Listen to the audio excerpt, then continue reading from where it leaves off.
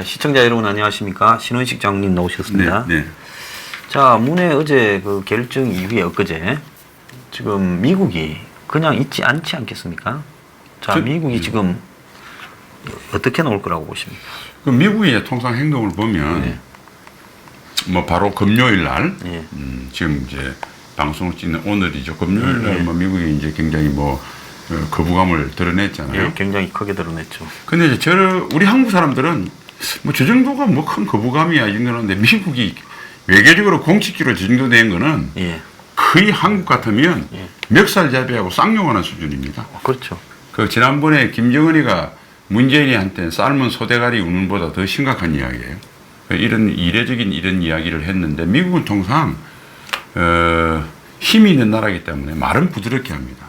그렇죠. 왜냐하면 본때를 직접 보이는 거지 그렇죠. 말만 세매겠어. 실제로는 몽둥이를 들고 처리하거든요. 저 정도 나왔다 그러면 아마도 미국이 그냥 있지는 않을 겁니다. 그 다음에 만일 미국이 한국이 뭐 전 세계가 알잖아요. 예. 지소미아나 한미일 여기에 대해서 미국이 좀 여러 가지 좀 불편함도 참고 힘이 없어서 한 게 아니라 자발적인 어떤 동맹의 이런 여러 가지 그 때문에.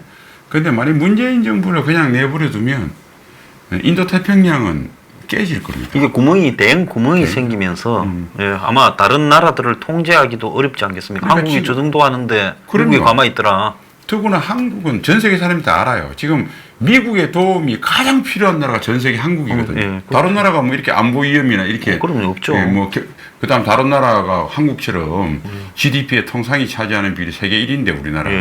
그러니까 통상 문제, 이런 나라가 어디 있어요? 모든 문제가 미국의 도움이 절실한데 여기서 엇박자를 놨단 말입니다. 그럼 미국의 글로벌 리더십이 깨져요.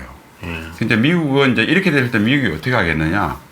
아마 외교적으로는 차분한 언어를 좀 쓸 거예요. 첫날은 격한 반응했는데 그러나 실제로는 이제 한국이 견딜 수 없는 걸 하는데 제일 먼저 예상된 게 경제 분야 아니겠습니까? 통상. 예.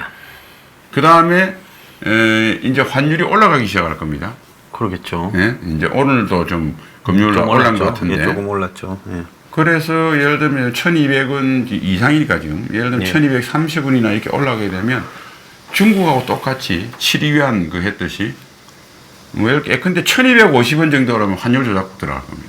그러니까 한국은 환율 조작하려고 그런 게 아니라 한국의 신인도가 빠져서 외국의 돈이 빠져서 그런데 이 반드시 그럴 거예요. 미국은 그러겠죠. 예, 통상 환율 두 가지가 있고 예. 좀 뭐 그 안보적으로 그한 같으면 경제하고 안보의 중간선상에 있는 세컨더리 보이콧이라든지 그 다음에 이제 추수기 예정된 방위비 협상 예. 강창이 내밀겠죠. 한국 거부하겠죠. 예. 좋다 그러면 빼겠다. 빼겠다고 이야기하고 실제로 빠지는데 시간이 걸릴 텐데 아마 이 정도가 겹치면 한국은 경제적인 문제가 아니라 한국이 처음 경험해 보는 겁니다. 외교 안보적 요인에 의해서 경제를 덮치는 여태껏 한국은 사실 경제가 휘청일 때도 외교 안보의 튼튼함 때문에 오히려 플러스를 받죠. 예, 플러스를 받았죠. 이제는 진짜 코리안 리스크가 뭔지 하는 거에 대한 게 시장이 덮치면 정말 이거는 뭐 우리가 외환 보유고가 얼마다 뭐 문재인이가 하는 해소리처럼 경제 펀더멘탈이 튼튼하다 그거 훅 불면 날아가는 겁니다. 예. 그러니까 코리아 디스카운트가 본격적으로 시작될 수 있다 이런 말씀인데요. 제가 볼 때 97년에 우리가 이제 12월에 있었던 IMF를 좀 보면 사실은 뭐 그때는 지금처럼 뭐 경제 성장이 떨어졌거나 또 이 뭐 지금처럼 한국 경제가 만성으로 이렇게 이제 다 떨어져서 무슨 수출이나 내수나 투자가 다 약화된 이런 상황도 아니고 성장률이 뭐 1%대다 이런 것도 아니었거든요. 그렇죠. 그런데도 그때 IMF라고 외환 위기를 겪은 부분에 대해 사람들은 솔직히 뭐 경제학의 정통으로 알지는 못하니까 일시적인 외환 부족 요인에 의한 일이다 이랬지만은 그래서 그게 무슨 국가가 빚을 많이 져서 그리 됐단 말이냐 도대체 왜 그렇게 되었을까에 대해서는 IMF란 말은 다 입에 달고 살아도 이유가 뭐냐 뭐 대우하고 한보 때문에 그리 된 거냐 그런 부분을 정확하게 모르는 사람들이 대부분이에요. IMF를 겪었다면서. 그렇죠. 이러면 우리가 외환 위기로 부르죠. 예. 근데 이제 그때하고 이제 미국발 전 세계가 다 겪었던 2008년의 금융위기 하고를 비교해 보면 2008년의 금융위기는 외부발로 생겨가지고 전 세계를 흔들었는데 한국은 한 1년 조금 뭐 그냥 이렇게 살짝 데이다시피 하고 그냥 넘어갔죠. 잘. 우리는 이미 선조정에서 예. 자산 구조가 튼튼했으니까. 예, 잘 넘어갔죠. 그래서 통화 서합이니 이런 것들이 잘 되는. 그런데 유독 97년에는 세게 맞았는데 저때 이제 우리가 곰곰이 한번 잘 생각해 보면 그 타이밍이 한국의 최초의 김대중으로의 정권 교체 시기가 아니었다라면 어떻게 됐을까?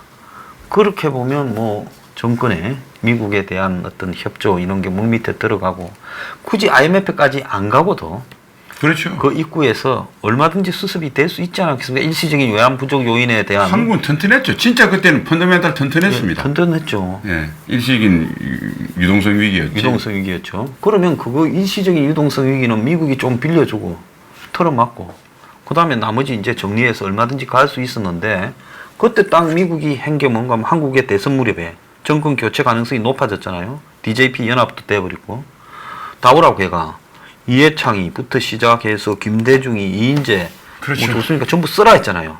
너네들 누가 당선되든지 IMF의 시스템에 복종한다고 쓰라. 그래가지고 전부 서명했지 않습니까? 그게 뭔가 하면 미국이 정권 교체에 대비해서 코를 딱 끼어서 까불면 죽인다. 그러니까 김대중이 정권 교체가 됐지만은 당시에 뭐 미국에서 뭐 재무장관 루빈입니까? 뭐 이런 쪽에 꼼짝 못하고 그야말로 미국이 한국을 신탁 통치하듯이 상당히 했잖아요. 사람들이 지나간 건 기억을 잘 못하는데 그러니까 미국이 한국이 지금 또 저 사람의 정체성이 뭐지라고 좀 의심했던 사람이 당선이 되는 사상 최초의 정권 교체 이 부분에서 일종의 그 안전장치를 IMF로 딱 끌어놨다. 그러니까 우리가 살짝 맞아도 될 걸 한 20대 맞아버린 거예요. 황 소장님 말씀대로 이제 그런 국제 역학 관계가 저는 뭐 아주 동의합니다. 그런 상황이 일어난 거로 알고 있고, 사실 또 이 지금 미국하고 중국하고 지금 사실 환율 전쟁으로 붙었지 않습니까? 세계에서 제일 센 나라하고 두 번째 나라 환율 전쟁 그리고 통상 전쟁에 의해서 환율 전쟁이 붙으면 반드시 거기에서 방향을 잘못한 나라는 피해를 봅니다. 그때도 사실은 뭐 여러분 잘 아시겠지만 1985년 프라자비 때 그때 이제 1달러당 240엔 했거든요. 그렇죠. 근데 95년도에 1달러당 80엔까지 올라. 그러니까 이제 일본이 엔화 가치가 3배나 올란 거죠. 그러니까 일본의 자산이 거품이 끼었다고 생각을 하고 이제 96년부터는 엔화 자산을 막 공격을 합니다. 헤지 펀드들이. 그리고 이제 미국은 그에 발맞추어서 강달러로 금리를 높이기 시작해요. 그러니까 일본에 있던 자본들이 이제 미국으로 가는 거겠죠. 그러면 이제 97년 5월로 제가 기억하는데 태국 방콕에서 세계 헤지펀드 총회를 했어요. 조지 소로스가 태국 바타가 고평가되어 있다. 그날 20%도 빠집니다. 태국이 흔들거렸어요. 왜 그러냐면 왜 태국을 공격했냐면 메콩강 유역 이런 데다가 일본에서 투자를 많이 했거든요. 결국은 일본을 털어먹기 위해서 통통이 살이 찐 양털을 깎기 위해서 그걸 터뜨렸는데 어쨌든 일본이 뭐 태국 하나 터진다고 해도 워낙 기초 체력이 들 끄떡 없어요. 그 다음에 인도네시아 루피아를 공격했죠. 그다음에 차례대로 동남아시아가 다 당했죠. 말레이시아도 가고. 그 다음에 이제 바로 97년 또 마부터 홍콩을 공격하기 시작합니다. 그렇게 싸움이 붙다가 사실 한국은 이제 튼튼한데 우리는 갈팡질팡 미국이라도 잘 붙잡든지 눈치하면 되는데 그 우리가 무슨 만 달러니 뭐니 해가면서 김정삼이 큰 소리 치는 바람에 세계화해서 하면서 OECD 가입이니 놓쳤죠. 이 환율 변동이 이게 전쟁이 붙었을 때는 이 외환 관리나 특히 여기는 뭐가 붙냐고 그러면 그 나라 대정책에 어떻게 되느냐. 그러니까 미국이 일본을 완전히 혼을 안면 그러니까 85년 프라자부터 95년 이 10년간 일본의 거품을 끼워놓고 일본을 말랑말랑하게 또 갑자기 이게 노화할 수 있는 나라가 되면 태평양전이나 해봤으니까 늘 신경을 쓰거든요. 자, 그런 싸움을 몰라가지고 됐던 거. 그러면 우리가 IMF를 이제 98년 8, 9월쯤이면 회복됐다라고 김대중 대통령이 한 고비를 넘었다고. 그 선언이 왜 그래 된지 아십니까? 98년 8월에 두 가지 사건이 일어나요. 하나는 러시아가 모라토리움이 됩니다. 그러니까 러시아가 모라토리움을 미국이 방치를 하면 공산권으로 돌아갈 수 있는 그 클린턴 정부가 제일 대정책의 핵심이 91년 12월 망한 소련이 해체된 소련이 다시 돌아가지 않도록 이 자본주의의 연착륙을 하는 게 제일의 목표인데 이게 문제가 되고 그다음 멕시코가 모라토리움이 돼요. 그 멕시코는 미국 월가에 많이 물려 있습니다. 그래서 98년 8월 FOMC 회의에서 양적 완화를 결정함으로써 한국이 IMF를 벗어나는 결정적인 돼요. 그러니까 겁모으기 하고 뭐 이래서 한 게 아니라 이 국제 질서와 국제 질서를 유지하는 미국의 중요한 소득이 군대뿐만 아닙니다. 네. 달러라는 게 있어요. 달러라는 거죠. 예. 달러와 땡크로, 그리고 철본이 제도라고 그래요, 저는. 그 말을. 근본이 제도가 아니고. 철이 군사력을 이야기하는 거죠. 이 흐름을 잃지 못하면 우리가 이렇게 낭패를 보는데, Y에서는 문재인하고 비교해서 할아버지입니다. 문재인보다는 적어도 Y에서 때가 할아버지 좀 나아요. 지금은 정말 삼류 쓰레기가 이념에 그래도 갇힌. 그래서 대한민국이 아마 정말 IMF에 그 힘든 거 겪고 중산층이 파괴되고 뭐 여러 가지 사회적인 고통을 하면서도 우리가 그래도 외환보유고를 축적을 하고 이만큼 그래도 키워봤잖아요. 이 체력 이제 다 날아가게 생겼어요. 문재인이라는 인간을 우리가 잘못 뽑은 그 업보입니다. 예. 이게 4천억 불 있다고 많다, 이제는 튼튼하다는데 이게 순식간에 바닥이 날 수 있다라는 거고, 지금 미국하고 중국하고의 환율 전쟁, 또 전 세계적인 보호무역 환율 전쟁, 이런 것이 미국 대선을 앞두고 점점 에스컬레이션 되는 그렇죠. 하에 예. 트럼프가 이제 한국을 상대로 제가 볼 때 본때를 보이기로 작정하면 아까 말한 통상의 관세 부과 정도가 아니라 제2의 IMF 같은 사태를 순식간에 맞아버릴 수 있는데, 지금의 한국의 경제 체력, 그야말로 이제 거의 만성병 환자가 돼서 면역이 결핍된 상태에서 그때처럼 맞아버리면 제가 볼 때 한국 사회가 거의 붕괴될 수도 있다, 이렇게 보는데요. 지금 미국이 내부적으로는 좀 오늘부터 한 다음 주 수요일 정도, 수요일쯤 뭐 방안이 나온다 말도 있어요. 도대체 어떤 카드를 쓸까? 저걸 정말로 세컨더리 보이콧으로 한번 때려버려, 아니면 통상으로 한국 대표 기업을 한번 숨통을 끊어버려 부터 시작해서 지금 미국이 매우 다양한 카드로 지금 한국을 압박시키려고 지금 하는 것 같아요. 저도 뭐 그렇게 봅니다. 근데 이제 소리 없이 할 수 있는 게, 뭐 당연히 뭐 세컨더리 보이콧이나, 지난번에 팀쿡 만났을 때 삼성 뭐 해달라는 것처럼, 삼성 뭐 우리 갤럭시 폰에 뭐 관세를 매기고 이런 것들은 드러나고 소리가 날 텐데, 시끄러울 수 있죠.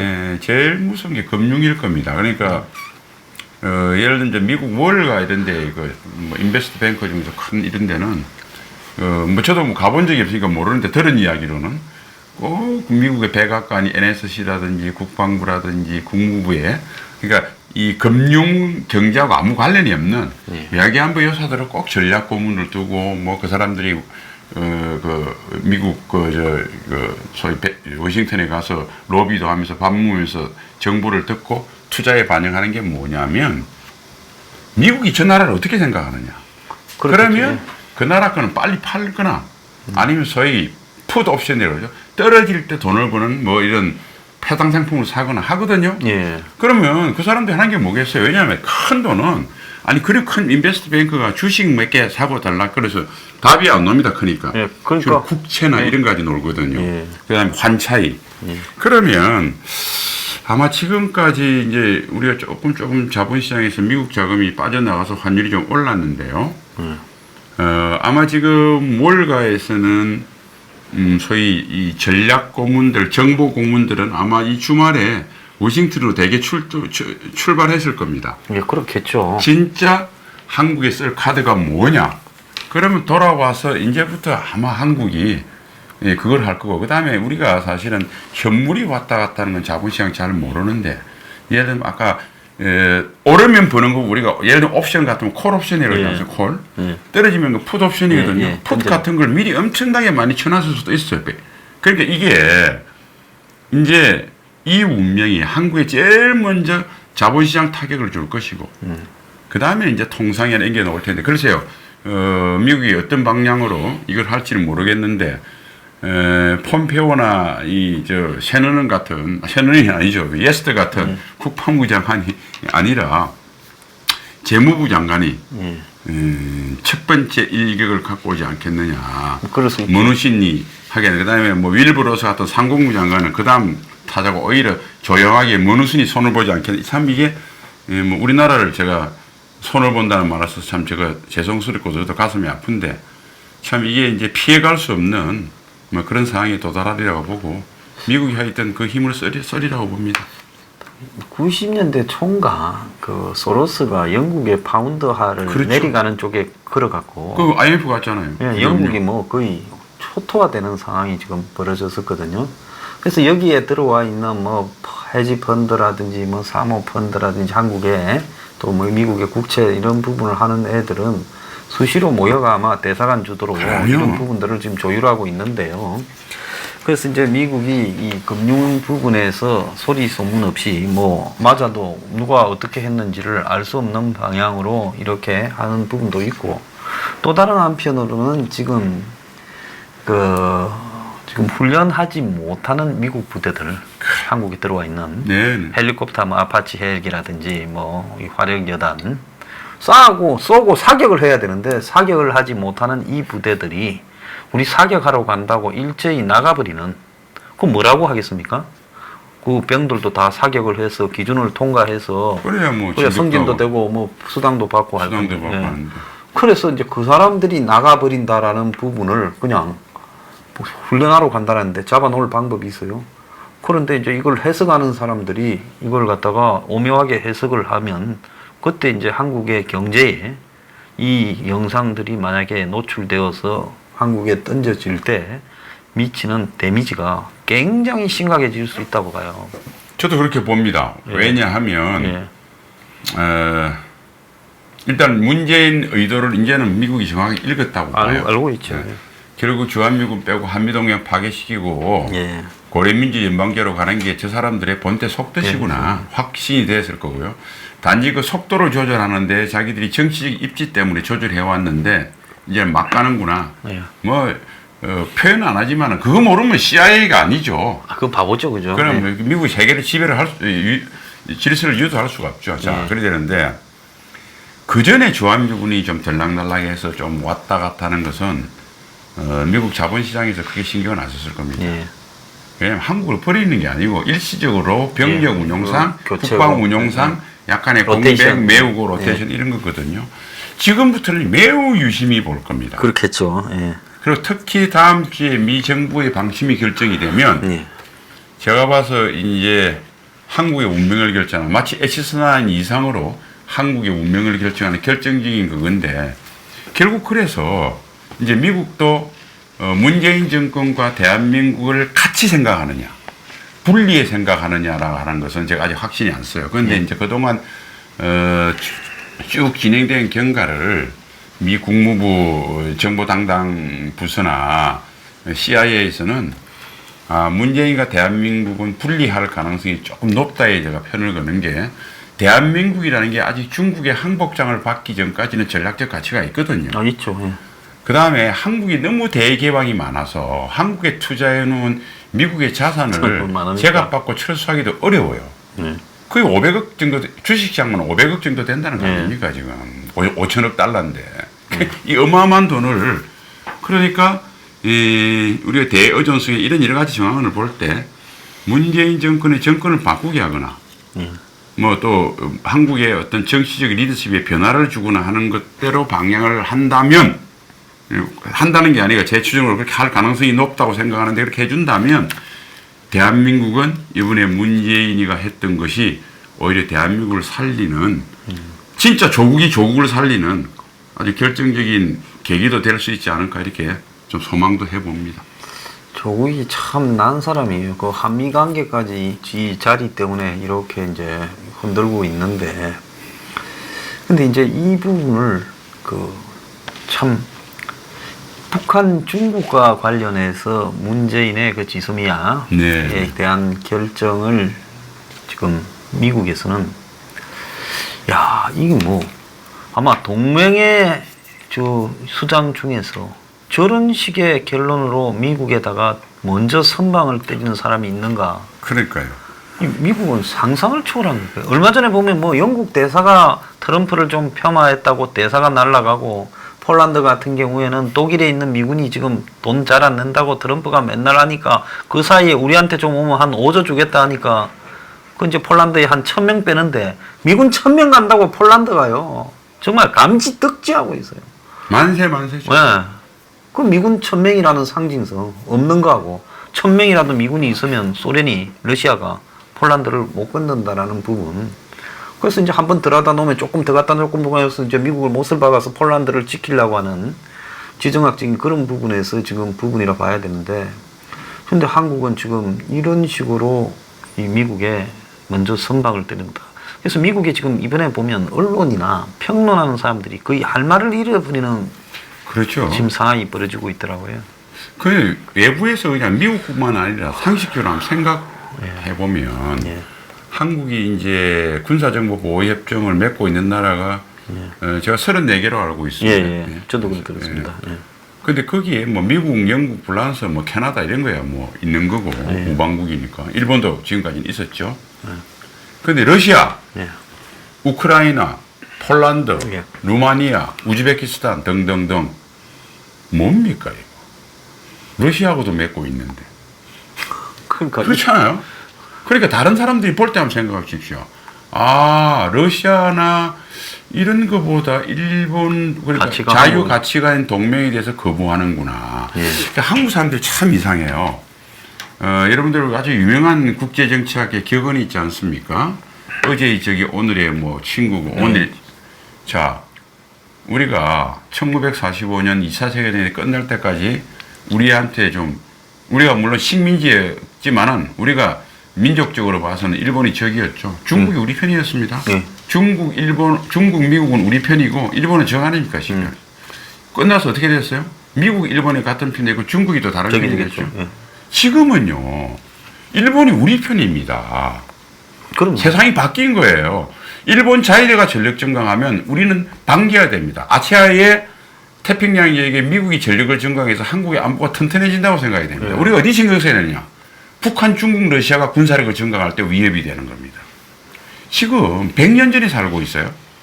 그러니까 이게 뭐냐면 물론 우리가 소위 이 보수층에서도 자기 정치적을 이용해서 반일 감정을 이용했던 잘못이 있지만 주 프레임을 만드는 것은 북쪽에서 만든 겁니다.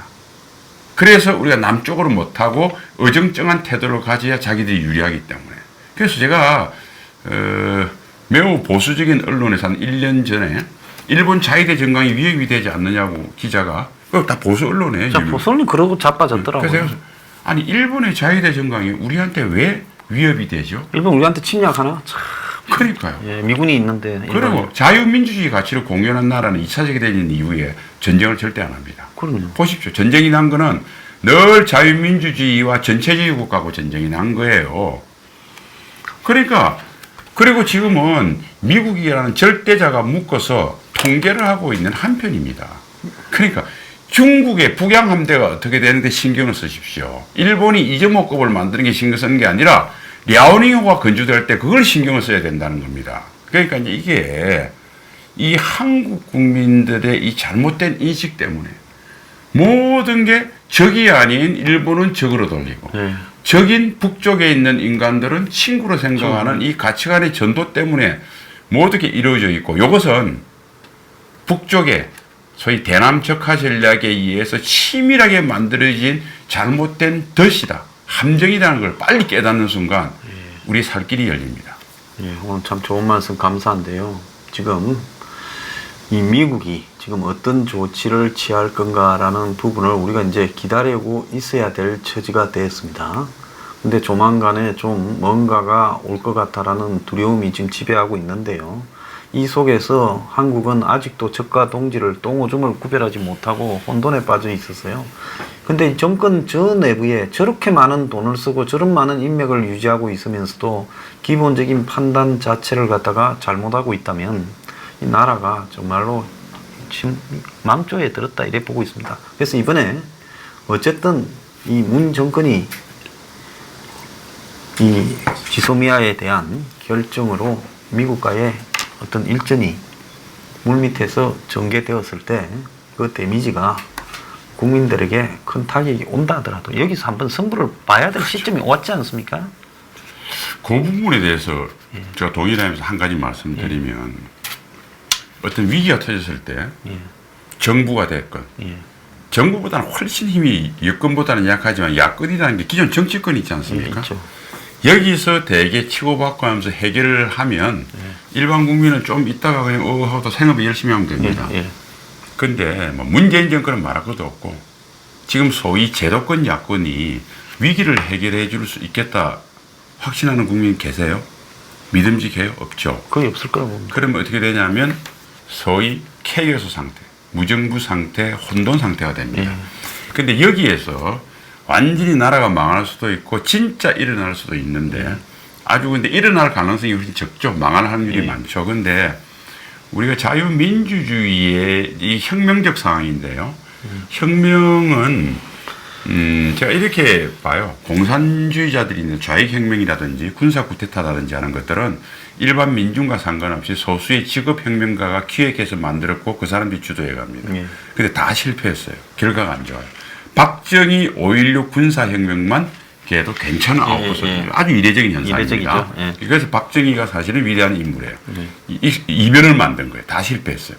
근데 진짜 성취를 낸 것은 시민들이 자각해서 믿을 데가 없으니까 여든 야든 뭐 귀족이든 믿을 데가 없으니까 우리 손에 일으켰어요.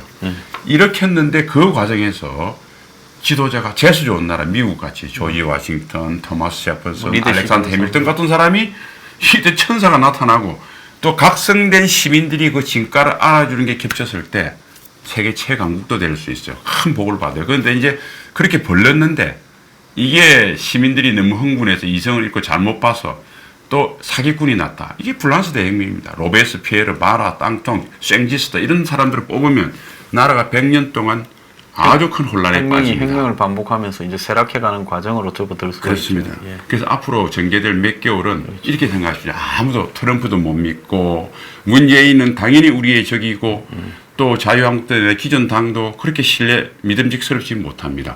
첫 번째, 우리 시민이 각성해서 일어나야 합니다. 두 번째, 이 각성된 시민이 그 투쟁의 과정에서 경쟁력이 있는 제대로 된 지도자를 알아봐 줘야 됩니다. 이 두 가지가 겹치면 아마 지금까지 했던 혼란의 몇백 배의 우리가 보상을 받을 것입니다. 그런데 이 두 가지 조건이 안 되면 대한민국은 좀 죄송하지만 저도 마찬가지지만 여러분과 저희들 우리 아들 딸들의 이제는 재산은커녕 생명도 보장받지 못하는 결정적인 파멸의 구름투리를 갈 수밖에 없다 이렇게 생각하시고 이제 황장수 유평 열심히 보는 것도 하나의 우리가 깨닫는 겁니다. 열심히 보고 우리가 이 내용을 주변에 알리고 우리가 깨어납시다. 그걸 꼭 우리 국민들께 제가 좀 당부를 드리겠습니다. 예, 한 번은 현명한 용기가 필요할 때가 다가오는 것 같습니다. 감사합니다. 오늘 출연해 주셔서 감사합니다. 주말 잘 보내십시오. 네. 수고하셨습니다. 네.